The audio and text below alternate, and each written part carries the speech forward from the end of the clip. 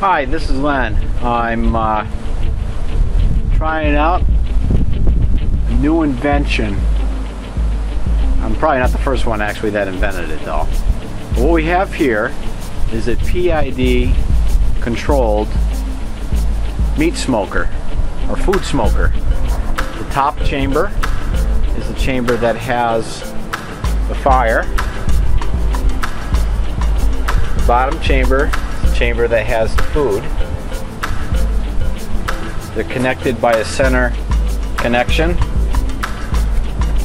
The bottom chamber has an area on this side where you put the food. This is a see-through glass. We're smoking hot dogs right now, actually.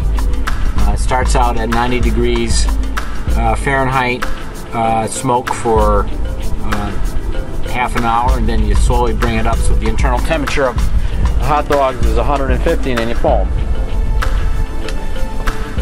Come right over to this side. Here's the firebox, and if you look down here, here's the PID. Now the top PID is showing the temperature of the hot dog. I have actually 10 pounds of hot dogs inside here. But not right now. The interior temperature of one of the hot dogs that I had thermocouple. I have a probe stuck in at 74 degrees.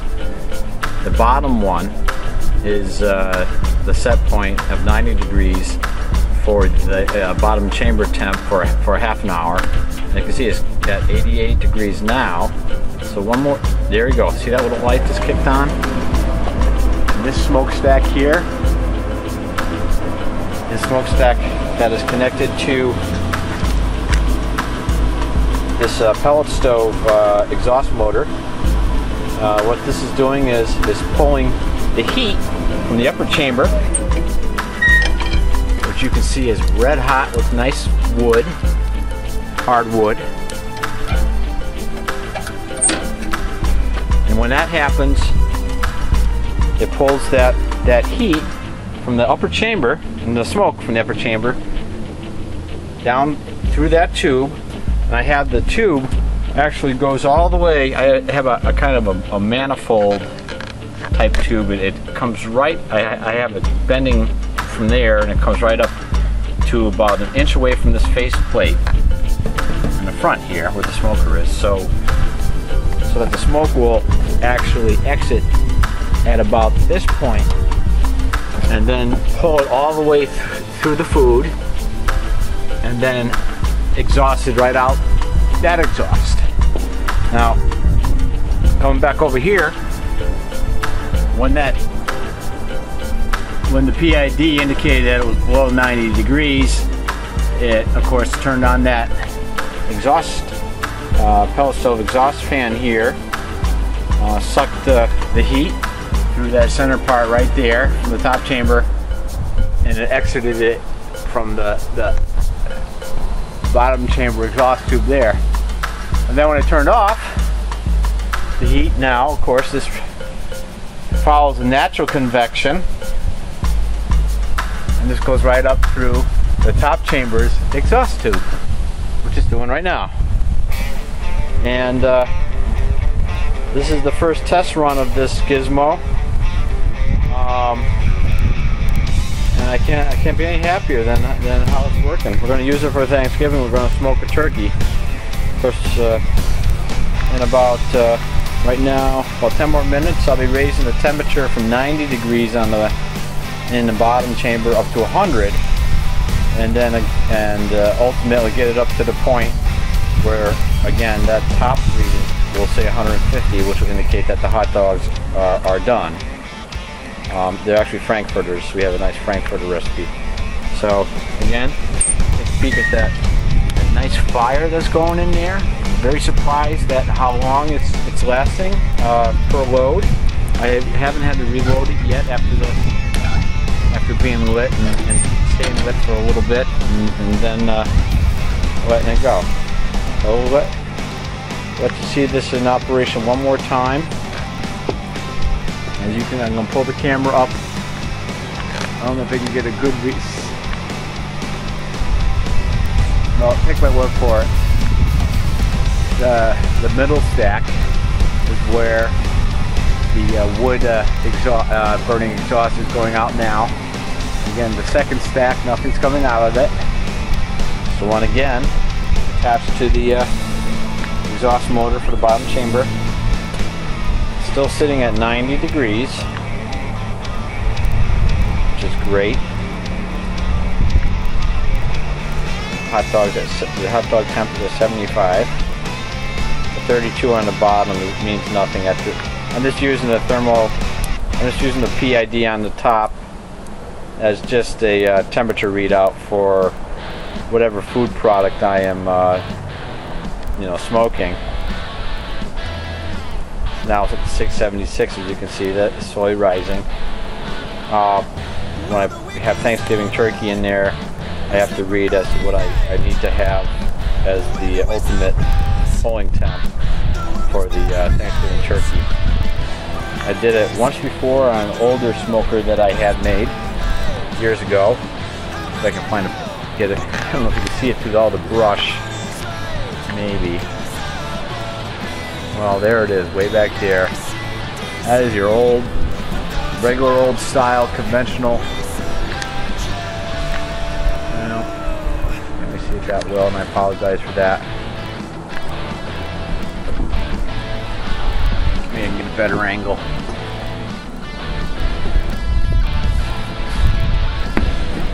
There we go, there's a bit of a clear shot. Oh! This one on again. 87. Kicked on. There's the smoke coming out of the second one.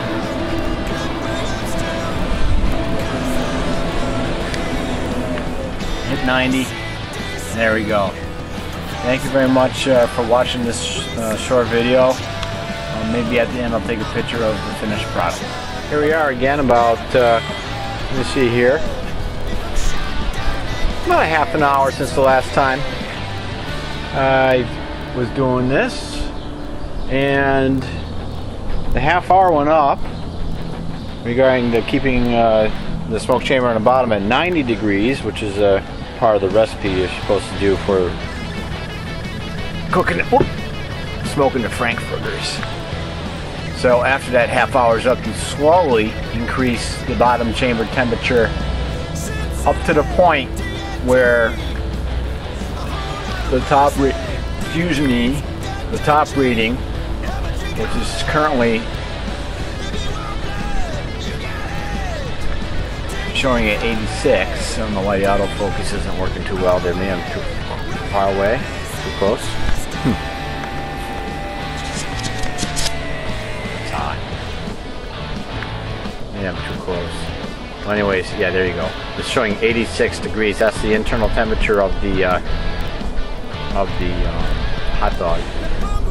I wonder if the autofocus on the camera, on the camcorder, is being affected by the heat being thrown off the top drum here. I never noticed that before. I've never taken pictures so close.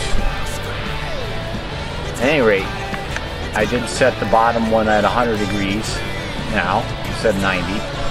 And it's showing that the bottom chamber temperature is now at 98. I think that at 1 degree, once it hits 97, there, it does. It did kick on, as you can probably hear too. And again, the motor switches over, turns on, pulls the smoke and heat from the top chamber. Again, a little picture of the heat that's being produced in that top chamber, as you can see. Pulls it down through that center, right down to the bottom chamber. Now, I got back up to 100. And in about 5 minutes, I'm going to put it up to 110. And then I'll keep it at that for half an hour. These are going to be some delicious frankfurters. Not the first time we made these. So, yeah, this is the other side of the whole thing. This is where all the food is in there. You can't see any. Well, I don't think you can see anything in there. I doubt you can.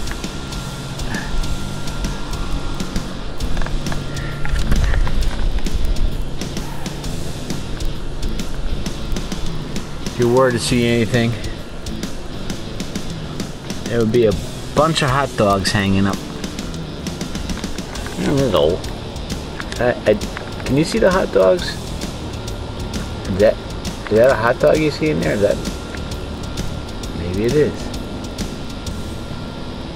Maybe not. Maybe it's just a reflection. Anyways. This mirror can come right off. And I'm gonna set this down for a second so that we can show you what's inside here.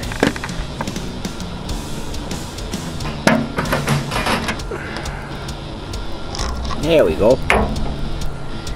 Just to show you that I'm not pulling your leg. There's a bunch of hot dogs hanging up in there, all over the place inside. There are a lot of them in there. Have over 10 pounds, from the front to the back of this, hanging up. Put this back down. Put the cover back on. Secure it.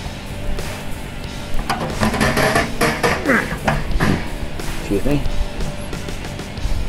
And there it is, secured back on. I'm gonna go for a little walk. I'm gonna show you what the old smoker was that we had. Might get a little bumpy here with the walk. This is a fire pit actually here that we have. We want to. Sorry for the motion of bouncing up and down here. That's an old fire pit we have. You can see that we put a rotisserie right there, and rotisserie rod all the way over. And we use this often during the summertime when we want to cook up like 20 pounds of chicken. Just a nice fire pit made with cinder blocks, sealed up with furnace cement, non-asbestos furnace cement. Alright, here's the old smoker from years ago. The smoker is about 10 years old. Tried to maintain it. Made with an old 55-gallon drum, sawhorse in front of it. Wood support frame. It's not going to burn up because it's just holding the 55-gallon barrel. A firebox we found on the side of the road many years ago. Somebody was throwing it away. It's an old insert, old fireplace insert, wood stove. Picked it up, threw it in our car, and converted this whole thing into your conventional 100% wood meat smoker, food smoker. It needs a painting, as you can see. We haven't used this in over a year. I don't think we're going to be using it very often anymore after this new contraption that's put together. Let me tell you, the one thing that was hard to, I'd say, deal with this conventional type of barrel smoker was maintaining a correct temperature throughout the barrel. You know, when you want to do something like hot dogs where it has to start at 90 degrees, awful difficult to keep the fire maintained and have a good flow through without the fire going out. And on top of that, if you're doing pulled pork, you want to smoke it at 220 degrees consistently for many hours. And sometimes at the end it was hard to achieve the 190 degree internal temperature of the pork butts to get its pulling temp without having the firebox wide open and the meat in the front getting a little too cooked. As you can see the coupler that's between the two right there. But it made some delicious pork butt and hot dogs. And we had a turkey in there and turkey legs and chicken. The favorite was pork butt and pork shoulder. Served us very well. I don't know if I'll ever again use it, but this newfangled thing is wonderful. I'm gonna walk back up to smoker. Again, it's a PID temperature controlled smoker. The upper 55-gallon drum where the wood and fire happens.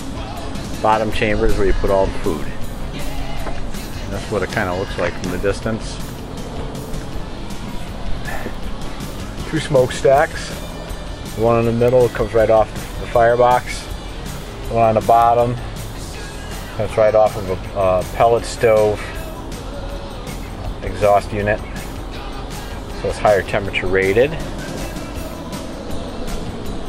Has some gauges on the side, just manual gauges. It's for my own curiosity of things. Right now, the temperature inside the upper portion is indicated at 345, almost 600 degrees. Cooking nicely. Open it up for a second to show you. Nice fire going on there. Maybe I should put a couple more logs in.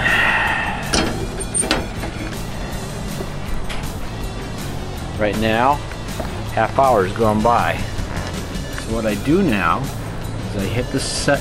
Okay, let's go up to the hot dog is at 86 degrees. And I set the bottom now. Hit the set button. Pull it over to it's 100 degrees. Pull it back. I want it to be 110. So I just put it to 1, and that's it. Now at 110. I'll watch this. Kicked on the pellet exhaust unit, pulling heat from the upper chamber now down to the bottom. And I'll keep it here until you can see that it hits 110, then it'll stop. 102 now, 103, 104, 5, 6. 107, 108, 109. Shut off when it hits hard temp. Might overshoot a little bit on top. It only overshoots about a degree or 2. Yeah. But it stopped. The motor stopped.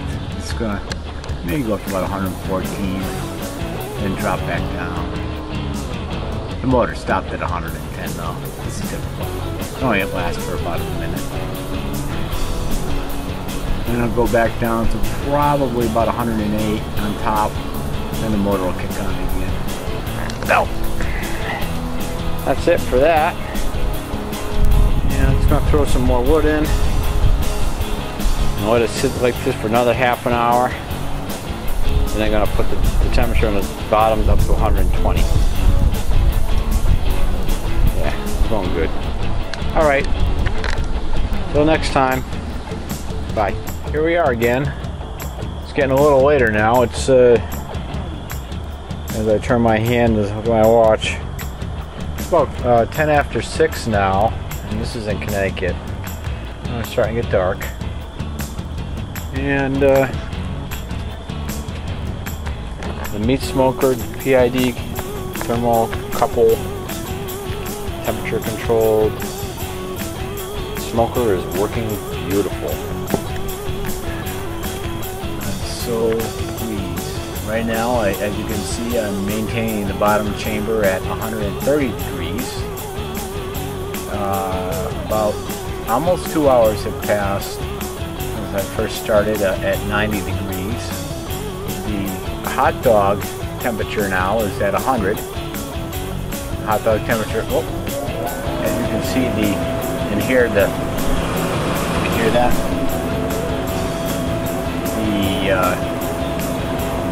The bottom chamber now is getting heat and smoke pumped into it from the top chamber so it can maintain the 130 degree temperature that I want. And it's almost at 130 now. Turned off. The hot dog temperature is at 100, and when it gets to 150, that's when we take them out. And it looks like we have a differential of about 30 degrees from the chamber to the hot dog. So, the next point, we want to eat tonight at a reasonable hour. I might turn the temperature up 15 degrees at a time. Try to get the hot dogs done within a reasonable amount of time. They say to slowly bring it up to temp, and I think that'll be considered slowly, 15 degrees at a time. Okay, just wanted to show you that. Here's the whole, it's getting dark out, so you might not even see it. That's the whole PID system, working beautifully. Show you the log I got burning inside here. It's a nice, good sized one. See it? It's going great. Can't ask for it to go any better. Close that up. And it's a little, one of those Vogelzang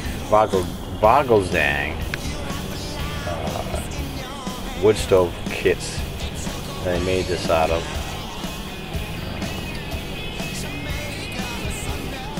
See how it goes. Well, everything's going great. So, here we go again. Getting dark out. The next one I'm going to show you is when I'm going to pull everything out, because it's just getting too dark to show you anything now. Okay. Well, we're all done. The hot dogs came out absolutely wonderful. Here is car. Can you turn on the other light? There. Yeah. Well, here is about half of the frankfurters, and after you're done, you put them in the sink, which is very clean. It's cleaned out really good, and I don't know if you can see how nice the color is on this.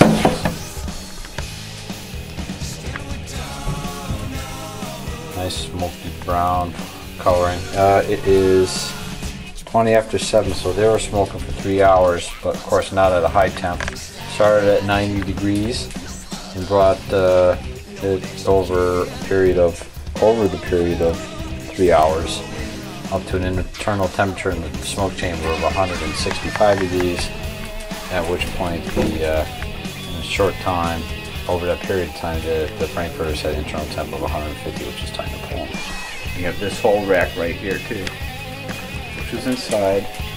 Kind of fashioned a little hanging system in the tray inside the smoker. These are all like Ronco baskets, Ronco rotisserie rods, and I have them hanging, as you can see here, inside the smoker like that. And just have to rinse them all off with the water and put them in the fridge until they're done. And then later on, we're just going to throw some in a little bit of boiling water just to bring it back up to temperature, and then throw them in some buns with some mustard and relish, and we'll be all set. So this is a roaring success for the new PID thermocouple temperature controlled 100% wood-fired smoker that I'll show you here. We're going to be doing our turkey this Thanksgiving with it, and in the future I'm sure we're going to be doing some pork shoulders and pork butts. And this is Angus, our border collie. He can't wait to get me a hot dog. A small hot dog for him and a small hot dog for Kaiser, which is our German Shepherd. He happens to be upstairs right now. Okay, bye, and thanks a lot for watching our video.